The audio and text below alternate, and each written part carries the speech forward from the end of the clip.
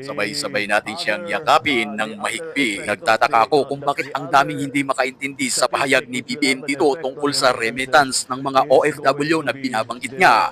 Kahit napakalinaw naman ng sinasabi at gustong iparating ng ating Pangulo. Sadyang minasama lang ng marami. Ipapaliwanag ko sa inyo para maintindihan natin ang ating Pangulo. Pero bago yan, subukan muna nating unawain ang kanyang pahayag. The other effect of the other statistic which will have an effect on remittances is going to be the exchange rate between the dollar and the peso.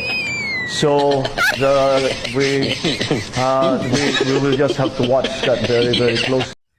Napakalinaw ng kanyang pananalita. Ang sabi niya, nag-aalala siya sa magiging epekto ng remittance ng mga OFW dahil posible daw bumaba ang palitan ng dollar kontra peso. Patuloy niya raw itong binabantayan. Alanganin nga naman kasing ilagay sa maleta ang buwis ng mga OFW kapag mababa ang palitan ng dolyar. Sa madaling salita, kunti lang ang maisisinop sa maleta. Nagmamalasakit lang naman ang ating Pangulo. Ang gusto niya ay sinupin ang pinagpaguran ng mga OFW at ilagay para ingatan sa lalagyan na maleta. Hindi ba't nakakabilib ang malasakit at pagsinop ng ating Pangulo? Kaya ako, I love BBM talaga. Kahit ano pa ang sabihin ng iba, si BBM ang pinakamagaling na Pangulo ever. Dahil sa kanya lang natin naranasan ang mag-ani ng palay kahit katatanim lang. At dahil dyan, sobra-sobra na po ang supply ng ating bigas.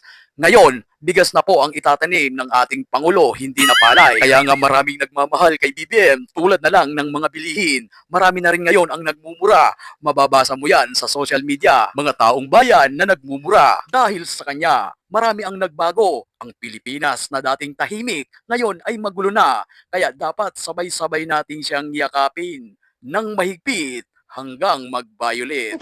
Dadula in Action TV here. Thank you so much for watching. Peace out.